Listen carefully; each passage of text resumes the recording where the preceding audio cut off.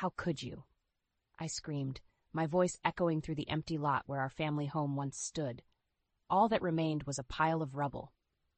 I spotted Trent casually leaning against his BMW, sipping his daily Starbucks as he scrolled on his phone without a care in the world. He slowly looked up. "Oh, hey, babe. Welcome back," he said flatly. "While you were off finding yourself at that retreat, I took care of a little house project for us." My hands trembled and tears stung my eyes. I had just returned from a wellness retreat in the mountains, hoping to regain my strength after losing Mom. Now I came home to this violation. "A little project? Trent, this was our home," I shouted. "You demolished our 25-year life without even telling me?" He shoved his phone in his suit pocket and strode towards me, his imposing figure casting a shadow my way. I stood firm. "Eliza, that old place was getting run down anyway, and we could really use your inheritance money to build ourselves a nice new modern home." His voice turned from nonchalant to a growl. I flashed back to our wedding day when I saw that sparkle in his eyes. Now all I saw was cold, hard greed. "My inheritance? Is that what this is about?" I asked in disbelief. "You destroyed our family home, my memories with Mom, just to get your hands on my money?" "Our money, or at least it should be."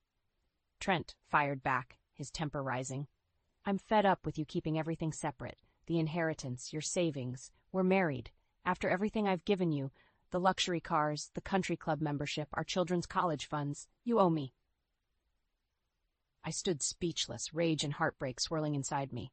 This was the man I once loved with my full heart. Lucas and Sophie's father. Now he was a stranger consumed by avarice. "Trent, you supported this family because it's your responsibility, not some favor you did me. I was the one working long hours in the classroom while you wined and dined your CEO friends." My voice grew louder, bolstered by a lifetime's worth of suppressed resentment. "Well, one of us had to bring money into this family, though it seems teaching second graders doesn't pay like it used to," he scoffed. That tore it. I swung my hand swiftly, slapping him hard across the face. The sound cracked through the empty space where warm family memories once echoed. For a moment his face registered shock, then his lips curled into a menacing smile. "You'll regret that, Eliza," he growled, stomping back towards his flashy car. "That inheritance is mine. You can make this easy or difficult, but either way, I'll get what I deserve." I stood alone among the ruins of my life, my mother gone, my home demolished, my husband transformed into a monster. I had dedicated years to my family, putting their needs before my own. Now Trent threatened to steal my last ounce of security, convinced he was owed a cut simply for being my spouse. I sank down atop a pile of gravel that once supported our living room. This man thought he could scare me into submission, believing I'd back down as I always had. The old Eliza may have acquiesced, terrified of conflict and desperate to keep the peace. But losing Mom showed me how fragile life was. I refused to surrender myself any longer. Gripping a chunk of drywall that displayed Lucas's childhood height measurements, I made a vow. Trent underestimated my strength if he expected me to hand everything over. I would fight with my last breath to protect myself and my children. With tears drying and resolve hardening, I marched forward, the demolition debris crunched under my feet, remnants of the past, fuel for my future. I was battered but not broken. Now focused by righteous fury, I pulled out my phone to call the one person I knew would help. "Hello, Claire? It's Eliza. I hope you still have room on your caseload because I need the best divorce lawyer in town." Sitting across from Claire over lukewarm coffees, I delved back into memories I had long suppressed. "Eliza, walk me through your relationship history with Trent," Claire said gently, her voice belying her reputation as a bulldog in the courtroom. I closed my eyes, transported back over 2 decades prior. It was 1998, and at 23 years old, I was focused on kickstarting my teaching career. Trent was an up-and-coming sales executive I met through family friends. Confident and charismatic, he swept me off my feet quickly. We married within a year, and by 30, I had left my job to focus on raising our children full-time. It was always my dream to be a mom. Trent was thrilled, too. He wanted me home, tending to the kids, while he traveled for work. I strived to be the perfect wife and mother. My parents helped tremendously while Trent was away. We were a close, loving family, up until 6 months ago when we lost my father unexpectedly. My mother's health, then, took a sharp decline, following Dad's passing. "I'm so sorry, Eliza," Claire offered gently. "That must have been an incredibly painful time for you. How did Trent respond?" I sighed, anger rising as I replayed his apathetic behavior in my mind. Honestly, Trent grew increasingly impatient and cold. He hated that I was preoccupied caring for my grieving mother. He began making callous comments about me playing nurse too much. Claire frowned, jotting notes on her legal pad. "And he provided no emotional support during this period?" "None whatsoever. If anything, he often compounded my grief with his cruel reactions." My mind drifted back to one piercing incident. Mom and I were reviewing some old photo albums together, laughing and crying as we relived nostalgic memories. Trent came home unexpectedly early from a work trip. "Ugh, is this what my house has turned into? A pity party patch?" he had grumbled. "Trent," I scolded, "have some compassion. Mom just lost her husband of 40 years. And I just want my wife back. This melancholy scene needs to end." He stormed off to pour himself a scotch. Mom's fragile smile had vanished instantly, replaced by resigned sadness. We didn't look at the albums again. I shook my head, drawn back to the present moment across from Claire. So there you have it. The man I once loved disappeared, consumed entirely by selfishness. And now? My voice quivered as I recounted the image seared into my mind of our demolished home, of Trent's unconscionable betrayal. Claire leaned forward, her expression shifting to righteous anger. "Don't worry, Eliza. We're going to make him pay." Over the next weeks, under Claire's counsel, I dug up documents, financial records, and Trent's vicious text messages. She was confident this evidence would land a favorable judgment. We sat across her wide oak desk reviewing our plan when Claire's phone lit up. She glanced at the screen and her eyebrows shot up. "Well, speak of the devil. It's a text from Trent. He says he wants to meet to discuss things civilly. He must have gotten wind that you lawyered up." Claire let out an icy laugh. My stomach churned, imagining his scheme. "There's no way I'm agreeing to some fake meeting just for him to intimidate me more." I know," Claire agreed. She stared pensively at her phone screen as a sly smile crept across her face. The wheels were clearly spinning behind her intelligent eyes. "Actually, Eliza, I have an idea." She leaned forward, resolve emanating from her. "What if we use this text to set a little trap for your scheming husband?" I nodded cautiously as she detailed a plan to meet Trent under the guise of good faith negotiations.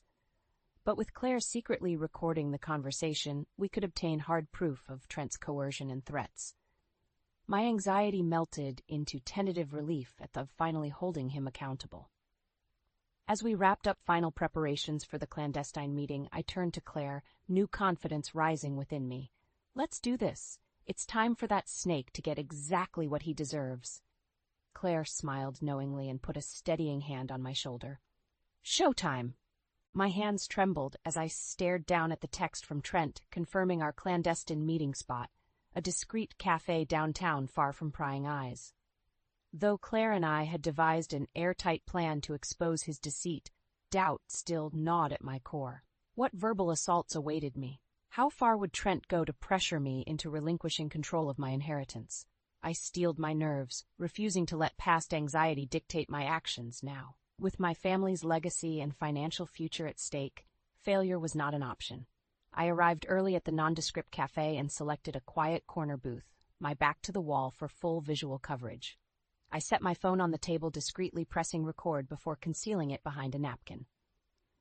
The bait was laid for Trent's inevitable tirade. Now confident our trap was set, I waited. Right on cue, 15 minutes late as always, Trent sauntered in, a smug look plastered across his handsome yet hardened face. I gestured politely to the seat across from me. Showtime. "Well, Eliza, isn't this mature of us to handle things civilly?" Trent offered with mock sincerity. I nearly gagged at his attempt to take the high road after demolishing our family home without notice. Instead, I offered a flat smile. "Yes, I think it's important we have an open and honest conversation about all this." Trent shifted, clearly unsettled by my nonplussed reaction. He was likely expecting a much more volatile response he could redirect with manipulation as he had done so many times before. Good. Let him squirm a bit. I broke the silence after an awkward beat. "I'll cut right to the chase, Trent. Are you willing to negotiate fairly on separation terms? I kept my tone cool yet firm. At this, Trent sneered. The polite facade instantly melted away. Separation? He spat the word. You must be joking. I hope you're not expecting me to agree to anything that compromises my financial future. Compromises his future? Typical Trent. Money and status were all that mattered to him. Certainly not family. I pressed on calmly. I'm talking about splitting things equitably between us.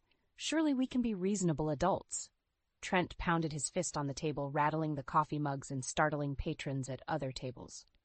No, Eliza, I will not agree to walk away empty-handed. Not after wasting the prime of my career on this lackluster marriage, he jabbed bitterly. You will sign over your inheritance, or I'll make you regret ever threatening this divorce.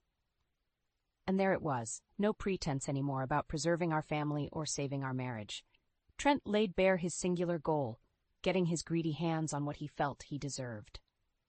Behind his macho threats, though, I detected desperation. His future fortune and reputation were at stake if he couldn't manipulate me into conceding. This time he underestimated my resolve. I kept my tone measured. Are you quite finished with your tirade? Because nothing you say will coerce me into just handing everything over. I'm fully prepared for a legal battle. Trent's face reddened, his temper rising. But I recognized the flash of fear behind his harsh glare. My stoic confidence had caught him off guard. You entitled, washed-up loser, he sputtered. I made you everything you have, and this is the thanks I get? You'll regret this, Eliza. No one steals my future. With that, Trent shoved his chair back forcefully, grabbed his jacket, and stormed out, steaming. My hands were trembling again, though this time with relief and triumph. I grabbed my phone, hands shaking, to stop the recording.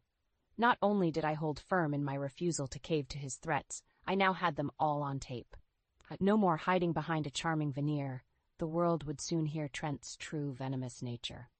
For the first time in months, I broke into a grin. My tormentor's downfall was imminent. With Claire masterfully pulling legal strings and karma beginning to strike back at Trent for his deceit, I had set the stage for his reckoning. I almost pitied the poor guy if he wasn't such a loathsome snake, willing to crush his own family for personal gain. Oh well, no mercy for the selfish fool. After settling my bill, I strode confidently out the door towards a future that shined brighter by the minute. My resolve was steeled for the fight ahead. Trent would bitterly regret the day he crossed me. I sighed, seeing the caller ID flash Trent for the third time that morning. After ignoring his barrage of petty texts, he was apparently resorting to voice messages to vent his frustration. My finger hovered over the decline button when a thought struck me.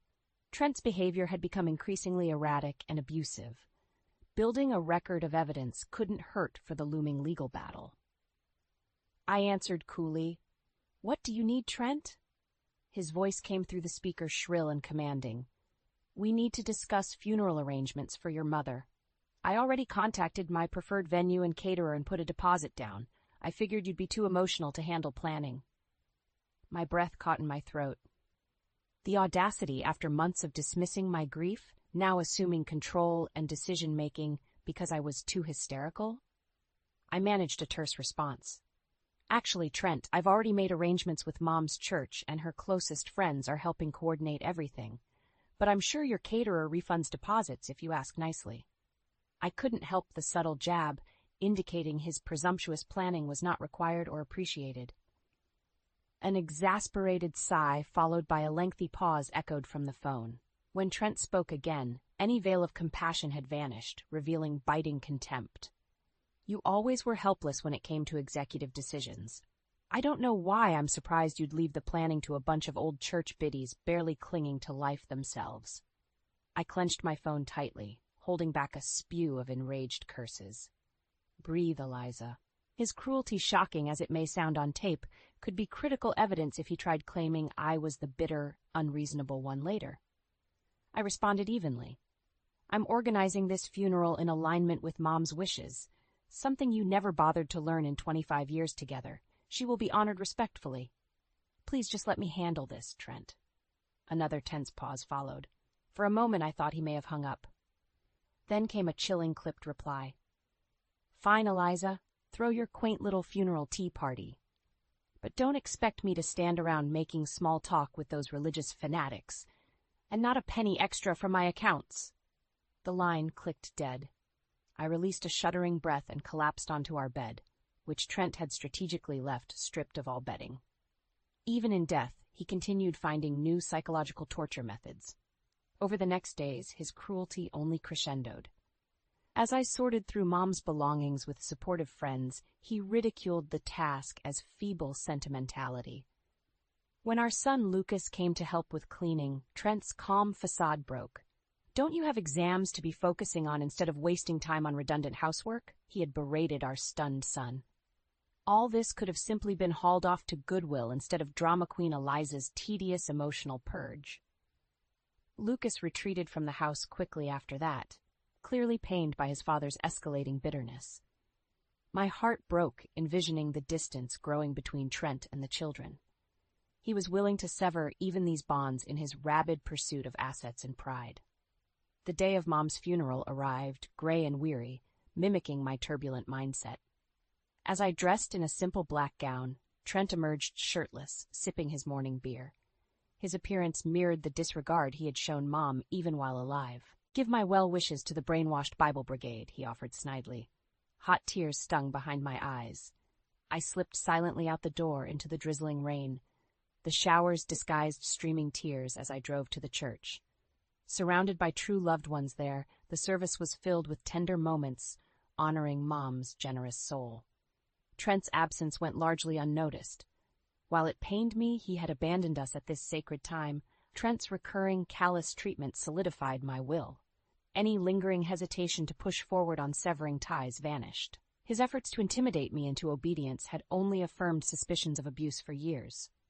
Now, with clear-cut proof, I was determined to fight back legally. As we laid Mom's rose-adorned casket to rest beside Dad, the rain subsided, leaving glimmering puddles in the cemetery grass. The clouds parted, revealing hints of hopeful blue skies beyond life's storms. Gazing into the light, I knew Mom and Dad were cheering me on proudly, and Trent's reckoning awaited on the horizon. Sitting across from Claire, reviewing the latest legal documents, I finally felt empowered and in control. Though Trent continued his petty power moves, I now had the law on my side. "With the testimony and evidence you've provided, we've compiled an ironclad case," Claire assured me, gathering up papers into a leather folio. Her fiery confidence fueled my own. "I'm certain the judge will rule in your favor regarding financial separation, and with documented proof of emotional abuse, you'll easily be granted full custody of your children." A wave of relief washed over me at this prospect. Securing Lucas and Sophie's well-being through the volatile divorce was my priority. Trent's influence had become downright toxic. Protecting them legally would provide peace of mind. "You've worked wonders, Claire," I offered sincerely. "I honestly don't know if I could have come out on top in this fight without you navigating the complex legal channels." Claire smiled humbly, handing me copies of the documents. "I'm happy to play my part, but truly, Eliza, your courage and refusal to be intimidated is what's winning the day here. Don't forget that inner strength." Her words resonated with my core. For so long I had minimized my resilience, believing Trent was the trailblazer. Now clarity revealed I was the foundation holding everything together behind the scenes, and I deserved equitable compensation for my sacrifices. Buoyed by this insight, I practically floated out the law office doors, ready to embrace the next phase with renewed moxie. My steps halted abruptly when I spotted Trent leaning smugly against my Subaru's driver's side door, preventing my entry. "Here we go again." "Well, isn't this cozy?" he offered sarcastically, gesturing to the law office. "Nothing like conspiring with shady lawyers instead of trying to salvage our sacred marriage vows." I scoffed at this warped perspective. I hardly think a healthy marriage involves one partner selfishly demanding assets and demolishing property without consent. "Now please move. You're blocking my car." Trent stepped defiantly in front of the handle as I reached to open it. His height had always given him an intimidation advantage. I refused to cower this time. "Not until you agree to a mediation session with a counselor," Trent demanded. "I'm sure once you explain yours fairly to an expert, they will set you straight about what you are entitled or not to." I nearly gagged at this attempt to silence me by making my protests seem irrational and uninformed. I glared directly at him with emboldened confidence. I know precisely what I'm entitled to, Trent, and I have an extensive, well-documented legal team securing it without manipulation. You will not cheat me out of my due compensation. His smug veneer flickered briefly with doubt. My audacity clearly hit a nerve. Regaining composure, Trent pressed closer, his stale coffee breath assaulting my senses. Careful, Eliza. You seem to have forgotten who ensured you lived so well all this time. Threaten my reputation and I'll reduce you to dirt. Though his words raised the hairs on my arms, I didn't flinch. We stood face to face in taut silence, twins titans at the peak of a perilous precipice. I broke the tension calmly. Feel free to sling threats if it makes you feel powerful, Trent, but we both know you stand to lose far more than I do here. With strength belying my trembling core, I peered unwavering into his dark eyes. Now for the last time. Get away from my vehicle. You no longer dictate my life. A charged beat passed where anything could have transpired. To my relief, Trent scowled bitterly, then stepped aside, grumbling. I maintained vigilant composure despite quaking inside, safely driving off without glancing back. Maintaining courage through intimidation tactics was not easy, but I realized the breadth of my fortitude, and nothing was stronger than a determined woman protecting her interests against a greedy bully. Game on, Trent. Your reckoning awaits. I tapped my foot impatiently, glancing between my watch and the imposing courthouse doors. Claire and I had filed the paperwork, petitioning for financial separation over a month ago, and the court date had finally arrived. Yet despite the early hour, Trent was characteristically late, no doubt a feeble attempt to regain control by making me wait anxiously. Little did he know, I had reached a state of zen. The law was on my side. 15 tedious minutes later, Trent came swaggering up the marble steps, not a hair out of place in his arrogantly confident power suit. I offered a cordial smile. Nice of you make an appearance, Trent. Shall we proceed? He bristled at my unruffled demeanor, but nodded curtly. I led the way into the expansive courtroom as we took our respective places at the defendants' tables. Claire entered soon after, flanked by our other legal aides, nodding reassurance. I kept my breath steady, visualizing victory as the bailiff called court into session. This was it, Judgment Day, for Trent's deceit. The proceedings commenced efficiently, with Claire masterfully presenting our evidence of emotional abuse and financial coercion. The judge listened solemnly, eyes widening at particularly shocking voicemails from Trent maligning my character. I had to hand it to Claire. She had crafted an utterly unimpeachable case. After what seemed an eternity, the judge cleared her throat, peering sternly over spectacles. In light of the comprehensive evidence provided, I hereby grant the petition for dissolution of shared finances. All assets and inheritance shall remain exclusive property of Eliza, the plaintiff. I nearly collapsed with relief and triumph. Glancing to my right, I noticed Trent turning a shade of crimson I hadn't witnessed since Sophie's terrible twos tantrums. Veins bulged from his neck as he sputtered incoherently, trying to interject. The gavel pounded authoritatively, silencing him. Sweet victory. Additionally, in consideration of documented mental abuse, I'm granting Eliza full legal and physical custody of both minor children, the judge continued firmly. At this, Trent slammed his fists furiously on the tabletop, sending pens flying wildly. This is outrageous, he roared, spit flying. That money is rightfully mine, and you can't take my kids, Eliza. Before the bailiff could react, Trent sent the defendant's table crashing onto its side with a violent shove. He fixed his crazed eyes on me, shouting accusations as security restrained him. Rather than engage, I simply gathered my belongings calmly as he was dragged out, kicking and screaming. You've made a grave mistake, he hollered among straining security guards. I'll take back what's mine, Eliza. This isn't over. His lasting threats echoed down the marbled hall as I strode out to meet Claire with a confident smile. Congratulations, Eliza, Claire grinned as we stepped into sunshine beyond the imposing columns. You are now a very wealthy, single woman, and Trent's hysterics surely didn't help his appeal to the judge. Well done maintaining composure. I let out a deep exhale, feeling years of anxiety and oppression lifting away. Thank you sincerely. I couldn't have navigated this without your counsel. In more ways than one, I chuckled. We exchanged relieved embraces before Claire headed off to handle newly freed-up caseload. Meanwhile, I slid into my Subaru's driver's seat, finally feeling its true owner. Trent's desperate threats didn't faze my cooler state of mind. His burst of outrage proved powerless against the justice system, securing my rights irrevocably. Any sway he once held over me was crushed under the mighty gavel of truth. I turned the ignition key, feeling renewed energy course through the previously strained vehicle. Trent had monopolized the driver's seat of my life for too long. But with his recklessly controlling hands finally off the wheel, I cruised eagerly onward down the open road toward independence. "Mom, that creme brulee was amazing!" Lucas grinned, leaning back contentedly after our celebratory dinner at the upscale French bistro. "We definitely have to come back here." I smiled at my son, who was home on a short break before summer internships ramped up. With Trent temporarily absent from family life, the cloud of tension had lifted. Sophie squeezed my hand affectionately from across the table. "I'm so proud of you for standing up to Dad, Mom. You deserved that win in court," she offered sincerely. I swelled with gratitude to have my children close again, without fear of callous comments shattering tender moments. As we strolled outside the restaurant, Lucas suddenly gripped my arm, nodding towards the bar next door. There sat Trent, half slumped on a stool, staring numbly at CNN, blaring predictions for an upcoming economic recession. Even from a distance, his unkempt appearance revealed a broken man. I felt Sophie's hand tense on my shoulder. "Let's go, Mom," she urged gently.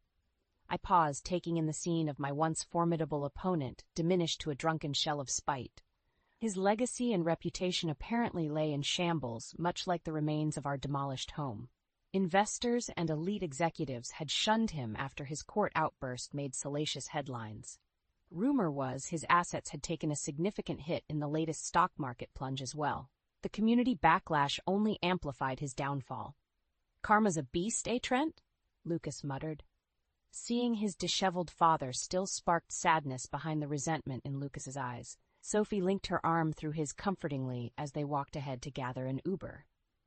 I stood frozen, gazing upon the aftermath of Trent's greed and hubris. Claire was right. He had far more to lose than me by refusing to compromise. Now every manipulative scheme and sociopathic threat had come crashing down in a brutal reckoning. Hard times humbled even the proudest titans. Though my righteous anger towards Trent persisted, witnessing his self-destruction awakened traces of pity amongst the bitterness. Perhaps if he demonstrated true remorse and sought help for underlying issues driving his egocentric worldview. My sympathetic pondering was cut short when Trent glanced up blearily from his drink. His bloodshot eyes registered rage seeing me. He rose unsteadily and staggered over, wearing a twisted smirk. "Come to gloat, have you?" he slurred, whiskey breath assaulting my senses. "Little Miss Righteous Victor." Trent wobbled, but spite sharpened his words. I stood calmly, meeting his hollow glare. "No, Trent, just heading home after dinner with our kids, actually. I do hope you'll get the help you need." Before I could finish, Trent erupted in a spit-flying diatribe. "Save your sanctimonious talk. This is your fault, Eliza. Your petty comeuppance threats me destitute and despised." He swayed aggressively closer. "I lost everything because of your self-centered vengeance."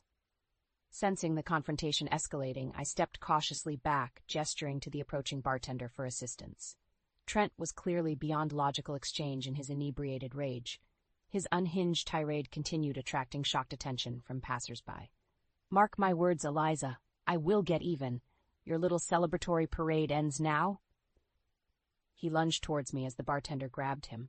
I retreated quickly to where Lucas and Sophie stood horrified. Police sirens wailed from down the street, responding to calls about the disturbance. "Let's go home," I urged, ushering my shaken children away from the nightmarish scene. Glancing back, I glimpsed Trent being shoved into a squad car, drunkenly raging about comeuppance as they sped away. The vengeance Trent had poisonously plotted was now his own ruin, woven by greed. And despite his threats, watching him fade, unhinged and unwell in flashing police lights, I pitied more than feared the broken, bitter man. A year had passed since that tumultuous night, witnessing Trent unravel completely. His drunken threats persisted for months between jail sentences and court-ordered rehab sessions. But word was he had finally accepted a lenient sentence at an upstate center specializing in anger issues and financial disorders. With Trent's toxicity no longer poisoning my home space, I began envisioning how to rebuild, starting with restoring the literal foundation he had callously crushed. On a refreshingly mild Saturday morning, I stood smiling with Lucas and Sophie on the vacant lot where our family home once stood sturdy for decades. Claire snapped photos capturing the hopeful moment as we broke ground to construct a new dwelling, not haunted by residual darkness. "I'm so proud of you, Mom," Sophie repeated, squeezing my shoulder. "This is a fresh start for all of us." I surveyed the space, buzzing with construction crews hauling lumber, while Lucas and I discussed potential layouts. Trent's devastating demolishment had crushed more than bricks and mortar. But rising resilient from the rubble, I would forge new sanctuaries for my children, devoid of oppressive shadows. Over the next year, tangible rebuilding progressed in tandem with inner healing. With each golden beam raised and brick mortared in place, I sensed our spirits mending as well. Soon the lingering wounds from Trent's destruction would be more scar tissue than open gash. On a crisp autumn afternoon, I gathered with loved ones to celebrate the finished product, a gorgeous contemporary farmhouse blending vintage charm with sleek upgrades. Sophie and Lucas had invited college friends. Supportive relatives filled the home with infectious laughter. As caterers circulated with champagne to commemorate the occasion, I paused to admire photos adorning the fireplace mantel. Images of my parents smiled down, filled with eternal light and love despite their earthly absence. Gazing around at those present, additional missing faces stood out painfully. Trent's parents had shown their true colors, aligning firmly with their son despite incriminating evidence against him. And Trent himself sat stewing in isolation, still too prideful to take accountability. Their self-imposed misery was punishment enough. Occasional pangs of sadness resurfaced, missing the man Trent used to be before ambition consumed him. But focusing forward allowed me to appreciate life's everyday joys again, instead of dwelling on toxic relationships. Later, after guests had dispersed with hearty congratulations and housewarming bouquets, Sophie joined me on the front porch, gazing up at constellations glittering optimistically. She broke the pensive silence. "Dad sent me a brief letter today from the rehab center. It sounds like intensive counseling is helping him finally reflect more on the consequences of his actions." Though skeptical about authentic transformation from brief therapy, I nodded. "That's promising. Real change takes time, though." I hugged Sophie in closer. "But the most crucial relationships to fortify are right here with people committed to lifting us higher." Sophie smiled up brightly through tears glinting in the moonlight. In her strength and sensitivity, my greatest co-creation glowed. She would perpetuate cycles of compassion, not malice. Together we sat in meditative silence, connected to forces intricately crafting redemption from ruin. Though scars remained, Trent's corrosion had only illuminated my resilient spirit. His darkness merely fertilized future flowers determined to keep blooming.